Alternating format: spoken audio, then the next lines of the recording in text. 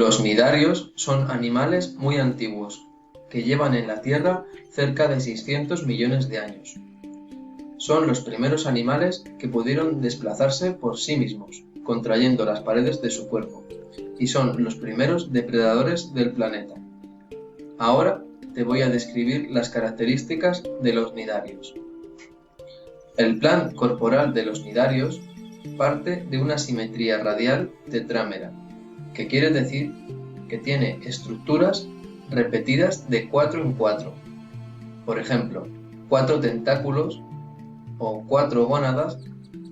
La forma de los cnidarios puede asemejarse a un saco o bolsa, con una cavidad interna de gran tamaño, llamada cavidad gastrovascular, que se comunica con el exterior a través de la boca. La boca de los cnidarios está rodeada por unos tentáculos, que están recubiertos de células especializadas, en forma de pistola de arpones. Estas células se llaman cnidocitos y se disparan cuando el tentáculo roza cualquier superficie. El arpón está unido a un filamento y cuando impacta sobre la presa se clava y además introduce un veneno que puede llegar a ser mortal en algunas especies. Estos cnidocitos son los responsables de las picaduras de medusa, muy frecuentes en playas de todo el mundo y que sirven a la medusa para la caza y también para la defensa. Los cnidarios tienen dos modos de vida distintos. La forma pólipo consiste en un cilindro pegado al suelo por la base. Tienen la boca abierta en la parte superior, que está rodeada por una gran cantidad de tentáculos. Pero fíjate que estos tentáculos son de corto alcance. Un ejemplo muy conocido son los corales y también las anémonas. El otro modo de vida es la forma medusa. Puede asemejarse a una bolsa o a una seta y flotan en el agua. Su boca se encuentra hacia abajo. Tienen una menor cantidad de tentáculos que la forma pólipo, pero estos son de gran alcance. Se desplazan movidos por las corrientes marinas, aunque también pueden hacer pequeños desplazamientos al contraer partes de su cuerpo. Un ejemplo de esta forma son las peligrosas avispas de mar o la conocida carabela portuguesa. Existen especies que siempre son pólipos, otras que alternan fases de pólipo con fases de medusa y otras que siempre son medusas. Como veremos más adelante, esto depende del tipo de reproducción. Ahora voy a contarte la nutrición de los cnidarios. Tanto medusas como pólipos cuentan con una gran cavidad interna, donde se produce la digestión, que se llama cavidad gastrovascular. El proceso comienza capturando alimento. Las medusas son cazadoras activas que capturan presas de tamaño variable. En cambio, los pólipos cazan de forma pasiva, actuando como trampas y atrapando el alimento con sus tentáculos. Algunos pólipos producen corrientes de agua con sus tentáculos y filtran la materia orgánica del agua, al igual que vimos en los poríferos. El tamaño de las presas varía en función del tamaño de la medusa. Hay medusas enormes que pueden ingerir peces y crustáceos, aunque la mayoría de cnidarios se alimenta de otras medusas o de plancton.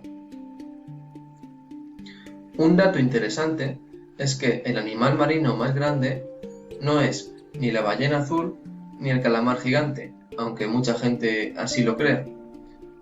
Si los medimos, el mayor con diferencia es un cnidario, la medusa melena de león, que tiene unos tentáculos que pueden llegar a medir más de 60 metros de largo. El proceso de nutrición aún no se ha completado. La medusa debe de extraer los nutrientes del alimento capturado Este proceso se conoce como digestión.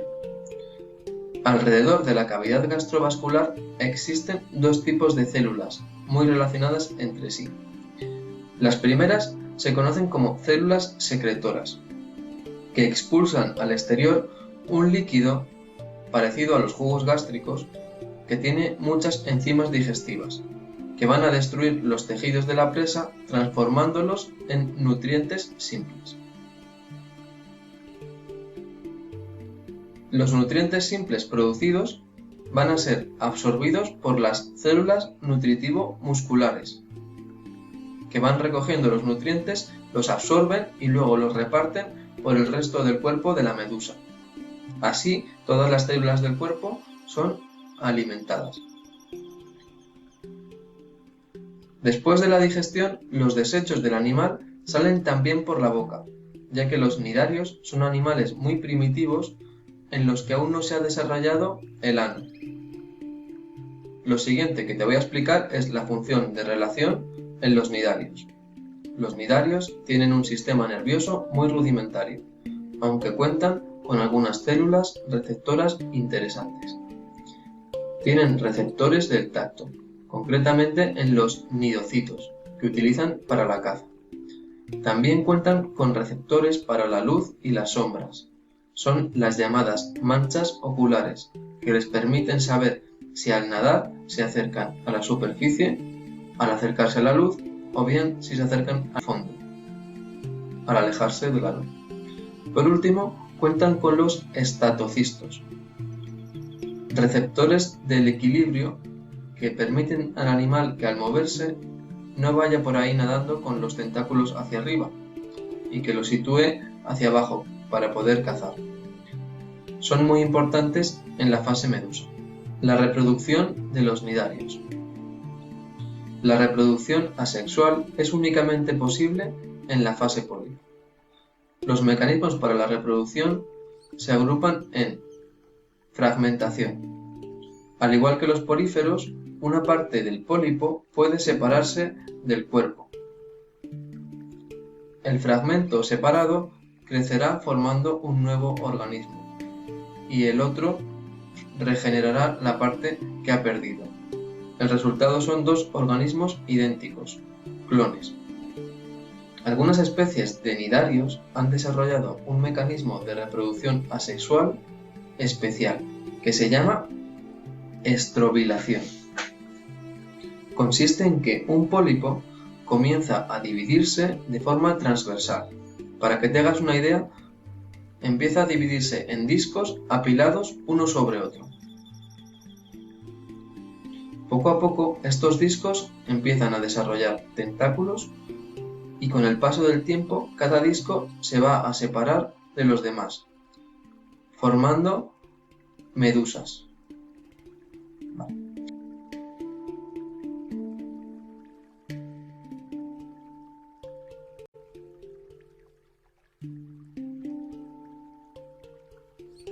Estas medusas se pueden mover, se alejan y pueden hacer dos cosas.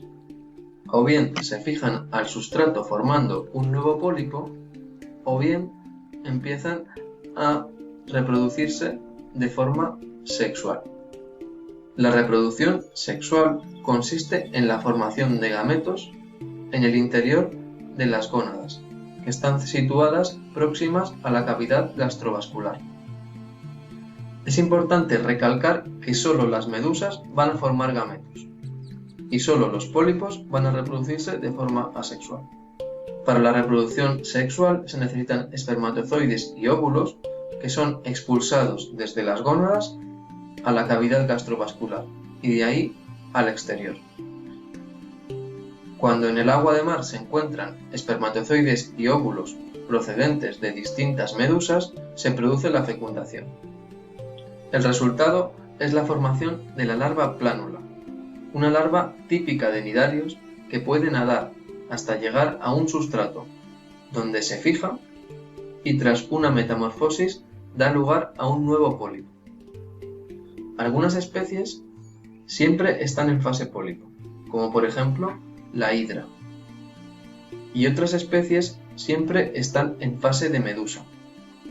ya que su paso por la fase pólipo y por tanto por la estrobilación es mínimo y tan solo tienen procesos de reproducción sexual. Un ejemplo es la medusa melena de león que ya hemos mencionado anteriormente. Las medusas habitan mares y también zonas de agua dulce. Tradicionalmente han sido apreciadas en la cocina asiática, existiendo muchos platos elaborados con nidarios. Constituyen una buena fuente de colágeno en la dieta. De hecho, algunos medicamentos y tratamientos para la artritis reumatoide utilizan colágeno y se producen a partir de nidarios. Un uso futuro que también se les puede dar a las medusas es servir como lámparas y fluorescentes, para iluminar espacios sin necesidad de gastar energía. Si este vídeo llega a 30 me gustas, os hago un vídeo explicando el proceso. Espero que hayas aprendido algo sobre los nidarios. Ahora te dejo con el cuestionario de la descripción y nos vemos en la próxima clase.